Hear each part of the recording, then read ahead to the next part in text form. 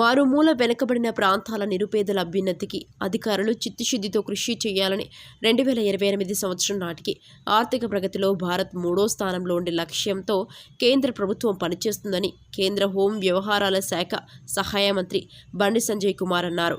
గురువారం నారాయణపేట జిల్లా పర్యటనలో భాగంగా నర్వ మండలం రాయ్కోడ్ గ్రామంలో కేంద్ర హోం వ్యవహారాల శాఖ సహాయ మంత్రి బండి సంజయ్ కుమార్కు జిల్లా కలెక్టర్ సిక్తా పట్నాయక్, రెవెన్యూ అదనపు కలెక్టర్ బేన్శాలం, ట్రైనింగ్ కలెక్టర్ గరిమా నరుల పూల మొక్కలు అందజేసి సాదర స్వాగతం పలికారు. అనంతరం బండి సంజయ్ కుమార్ పోలీస్ గౌరవ వందనం స్వీకరించారు. తర్వాత ఎంపీ డీకే అరుణ, మక్తల్ ఎమ్మెల్యే వాక్యాటి శ్రీహరితో కలిసి ఆయన అంగన్వాడీ కేంద్రాన్ని సందర్శించారు. అంగన్వాడీ పిల్లలను ఊరి పేరు, మండలం, జిల్లా పేరు అడిగి వారితో జవాబు రాబట్టారు. సెంటర్లో ఎంతమంది పిల్లలు ఉన్నారని, అందులో శ్యామ్ మ్యామ్ పిల్లలు ఎంతమంది ఉన్నారని టీచర్ను అడిగి తెలుసుకున్నారు.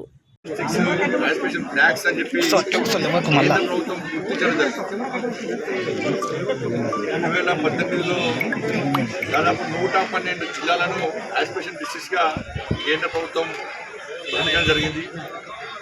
దానికి అనుగుణంగా ఆయా జిల్లాలో పర్యటించడం, ఆ జిల్లాలో ప్రజల యొక్క బాగుండి తెలుసుకోవడం, దిశగా ప్రయత్నం చేయడం, దాని ద్వారా పూర్తి మంచి ఫలితాలు రావడంతో దీన్ని ఇంకా క్షేత్రస్థాయిలోకి తీసుకుపోవాలనే ఉద్దేశంతో కేంద్ర ప్రభుత్వము దేశవ్యాప్తంగా 500 బ్లాక్స్ అంటే మన మండలాలు 2018లో మాత్రం 112 జిల్లాలను దేశవ్యాప్తంగా డిసైడ్ చేసింది, గుర్తించింది. ఇప్పుడు దేశవ్యాప్తంగా 500 మండలాలను 500 బ్లాక్స్ను ఇలా యాస్పిరేషన్ బ్లాక్స్గా కేంద్ర ప్రభుత్వం గుర్తించి వాటి లోపల కేంద్ర మంత్రులు పర్యటించడం, అక్కడ కేంద్ర ప్రభుత్వం యొక్క సంక్షేమ పథకాలు ఏ విధంగా అమలవుతున్నాయి, కేంద్ర ప్రభుత్వ నిధులు వస్తున్నాయా వస్తలేవా వాటిని సమీక్షించడం, అక్కడ ఉన్న ప్రజలు కానీ అక్కడ సమస్యలు తెలుసుకోవడం, తిరిగి అభివృద్ధి చెందిన మండలాలకు ధీటుగా వాటి మండలాలను, ఆ గ్రామాలను, ఆ ప్రాంతాలను అభివృద్ధి చేసే దిశగా ఆలోచించి కేంద్ర ప్రభుత్వం నిర్ణయించుకోవడం జరిగింది. తెలంగాణ రాష్ట్రంలో 3 జిల్లాలను యాస్పిరేషన్ డిస్ట్రిక్ట్స్గా, 10 మండలాలను, 10 బ్లాక్స్ కూడా యాస్పిరేషన్ బ్లాక్స్గా కేంద్ర ప్రభుత్వం గుర్తించిందో తిరగడం జరిగింది. అలాంటి 2 జిల్లాలను, 2 మండలాలను కంప్లీట్ చేయడం జరిగింది. దాంతోపాటు ములుగులో ప్రొఫెసర్ జయశంకర్ జిల్లా 2 జిల్లాలు పర్యటించడం జరిగింది.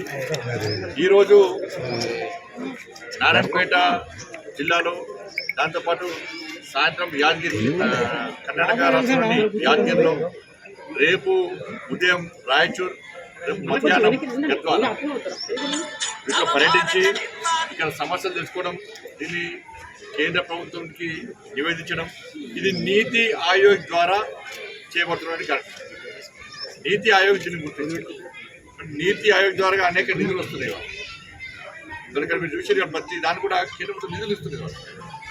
స్కూల్స్ కానీ, మధ్యాహ్న భోజన పథకం కానీ, పౌష్టికారం కానీ, ఇలా గర్భిణీ స్త్రీలకు కానీ, పిల్లలకు కూడా పౌష్టికారం కానీ, హెల్త్ సెంటర్స్ కానీ, గ్రామీణ సడక్ కింద రోడ్లు కానీ, అంగన్వాడీ భవనాలు కానీ, బట్ ఇట్లా అన్ని రకాల ఇస్తున్న కేంద్ర ప్రభుత్వ నిధులు ఇక్కడ సహకారం అవుతున్నాయా లేవా, ఇక్కడ ఉపయోగపడుతున్నాయా లేవా,